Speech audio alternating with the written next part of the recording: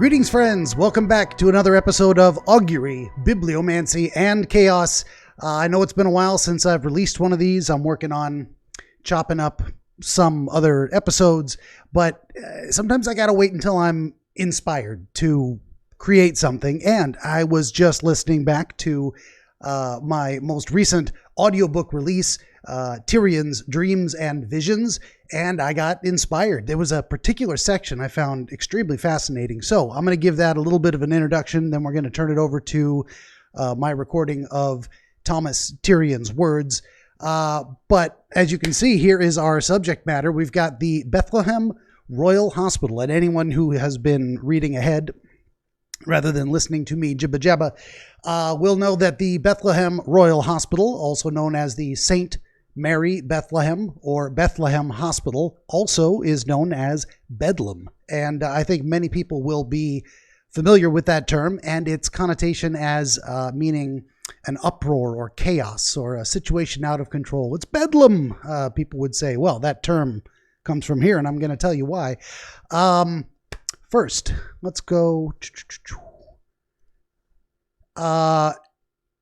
This place is old. I mean, this goes back at this point damn near 1,000 years. We've got the establishment of this place in 1247, years and years ago. So the book, Tyrion's Dreams and Visions, available now on Amazon, is the observations related there that we're going to get to in a moment are from Tyrion's time spent there as a doctor treating mental health patients, victims of the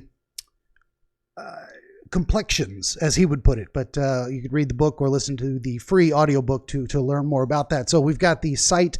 It's a site of the first hospital because it was moved actually several times.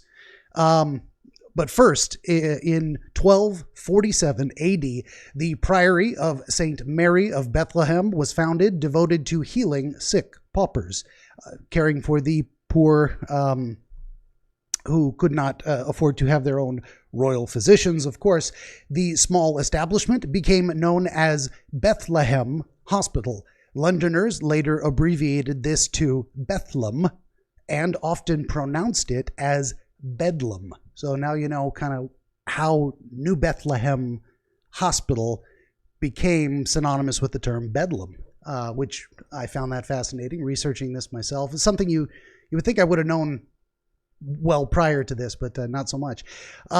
Originally, the hospital was near Bishopsgate, just outside the walls of the city of London, moved a short distance over to the Moor Fields in 1676, and then on to St. George's Fields in Southwark in 1815. So the Moorfield location in 1676 is probably roundabout where Thomas Tyrion was conducting his medical treatment of patients in the hospital at that time.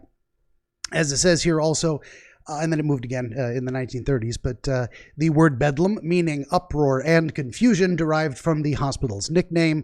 Although the hospital became a modern psychiatric facility, historically it was representative of some of the worst excesses of asylums in the era of lunacy reform.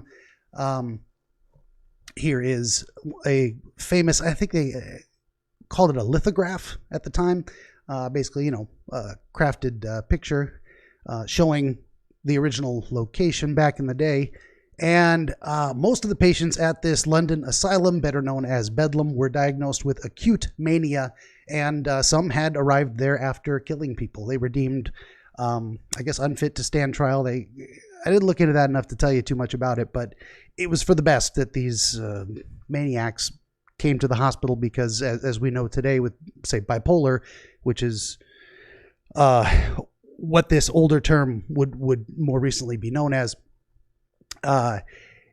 it's not appropriate to put medical patients on trial for murder necessarily. Sometimes not. But if someone is having a medical condition, what's a good analogy? You wreck your car and you kill somebody, but you had a diabetic episode, and maybe that's something that should be taken into account. You had a heart attack and you lost control of the car. There's medical reasons why it's not appropriate to hold someone necessarily responsible for even hurting people. It's a sad fact, but you wouldn't want to misapply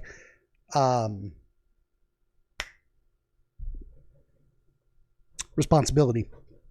This is why I usually script these things. I'm going off the top of my head here. We'll see if I just delete this and start over. But moving along, the Notorious Institution, which was the first of its kind to specialize in mental health treatment in Europe, did also later inspire the 1946 horror film Bedlam, starring Boris Karloff. So, folks, if you're interested in that sensationalized version, but there were some pretty archaic and ineffective and quite actually horrific treatments attempted to fix broken minds that did not work. Hydrotherapy, one of these things, exposing people to water, to extreme cold. They didn't know what they were doing. They were trying everything, and people were chained to the wall by the neck because they didn't know what else to do with them. They had to restrain them actively at all times. We have much different and better methods these days, mostly pharmacological interventions that keep people sedated, unfortunately, sometimes, but that's the best you can do without keeping them in a cage 24/7 for their own safety or the safety of others. Hopefully, 50, 100 years from now, we're going to look back on what we've been doing as barbaric. Not because I believe it is necessarily now, although opinions vary and my opinion varies, but because we're going to find a better way. I really hope we do, and I believe we will. So moving on from that, as recently as, say, 1946, and that was kind of the heyday of a lot of reforms, too, in America, you'll see the term Bedlam popping up again. And, hospital reform and reform of the way we treat mental health patients especially kind of kicked up more mid-20th century. And we made a lot of great progress, and hopefully we'll continue to make a lot more. Here is another picture of the old Bethlehem Hospital at Moorfields, round about 1750. So again, kind of contemporaneous with Thomas Tyrion. So what are we going to get around to with Thomas Tyrion? Well, in the book, and it was fascinating to edit for this reason, he advocated for, and I would say accurately predicted, the necessity of various changes, reforms, even back in the 1600s, late 1600s, that we now consider to be common, necessary practice in mental health, as far as, you're going to find out why, but in relation to visitors, visiting hours. So what did it used to be like? Well, they were a charity hospital, and they kept themselves afloat in business, so to speak, by taking donations from the public. And what the public wanted was a Sunday afternoon outing to go gawk at the crazy people. So that's what they did. They took Bethlehem Hospital took donations to keep treating the poor, and they let crowds of people come through like a circus sideshow, like the patients were freaks, and put them on display, and people came through and disturbed the disturbed far more than was healthy for them. And we have our good doctor, student of physics Thomas Tyrion in 1689, I think it was, saying this is not a good idea and we should change that. So I'm going to shut up, and we're going to turn it over to me reading Thomas Tyrion, and he's going to tell you all about what he thinks is wrong with that, and what we should absolutely change, and what we did later change. So that's enough out of me. Thanks for coming. And as stupefying medicines are of little value, but rather prejudicial, so much more mischievous is too much company and prating, and especially the teasing of such distempered people with unnecessary questions.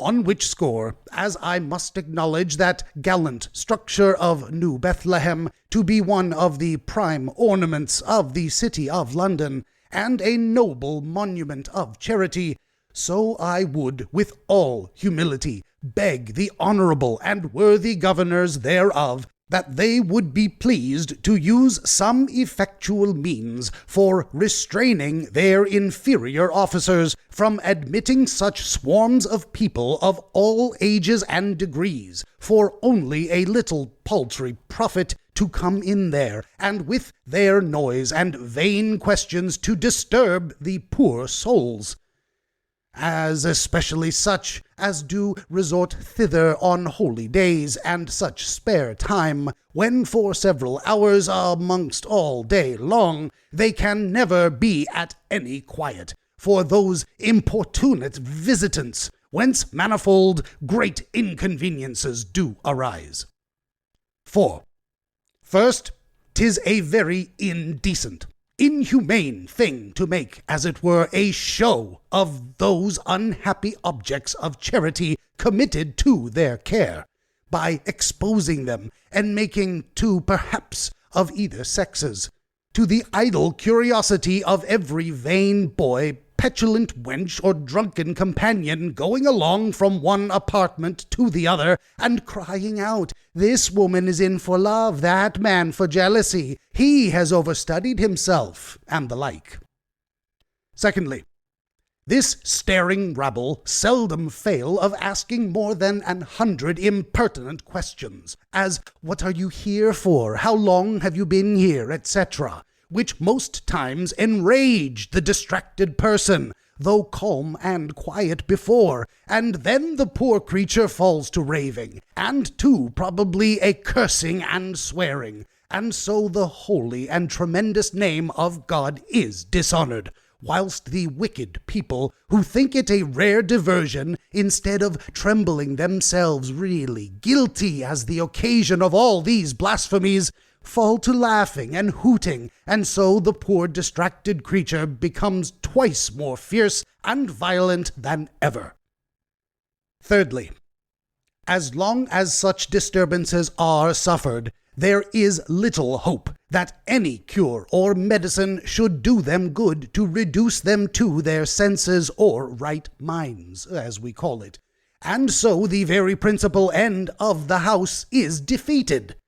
Certainly, the most hopeful means towards their recovery would be to keep them with a clean, spare diet, and as quiet as may be, and to let none come at them but their particular friends, grave, sober people, and such as they have kindness for, and those too not always, but only at proper times, whereby discoursing with them in their lucid intervals, gravely, soberly, and discreetly, and humoring them in little things, shall do much more, I am confident, toward their cure, than most of the medicines that are commonly administered.